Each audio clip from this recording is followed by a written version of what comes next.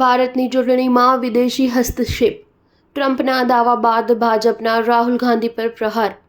ભારતીય જનતા પાર્ટીના આઈટી સેલના પ્રમુખ અમિત માલવિયાએ ગુરુવારે કોંગ્રેસના નેતા રાહુલ ગાંધી પર નિશાન સાધી આરોપ લગાવ્યો કે લોકસભા સાંસદ ગ્લોબલ નેટવર્ક સાથે મળી ભારતના હિતોને નબળા પાડી રહ્યા છે.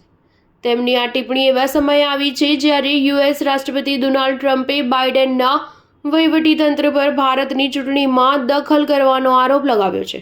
અમેરિકાના રાષ્ટ્રપતિ ડોનાલ્ડ ટ્રમ્પે ભારતની ચૂંટણીમાં મતદારોની ભાગીદારી વધારવા માટે $21 મિલિયન ફાળવવાના હેતુ પર સવાલ ઉઠાવ્યા છે.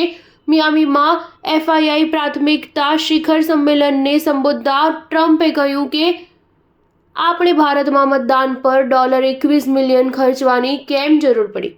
મને લાગે છે કે તેઓ બીજા કોઈને ચૂંટવાનો પ્રયાસ કરી રહ્યા છે. આપણે ભારત સરકારને કહેવું પડશે આ એક મોટી સફળતા છે.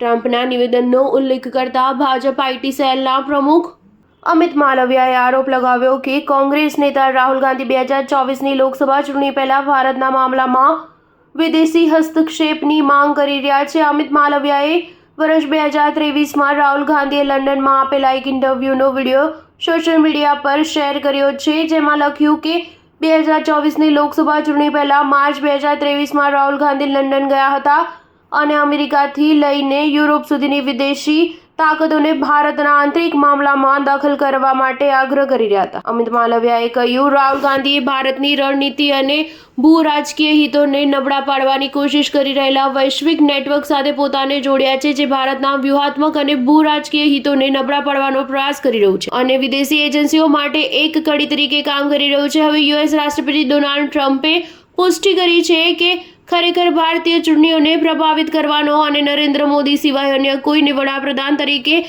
લાવવાનો પ્રયાસ કરવામાં આવ્યો હતો. સ્ટાર ન્યૂઝ 7 હંમેશા સચ્ચાઈની સાથે.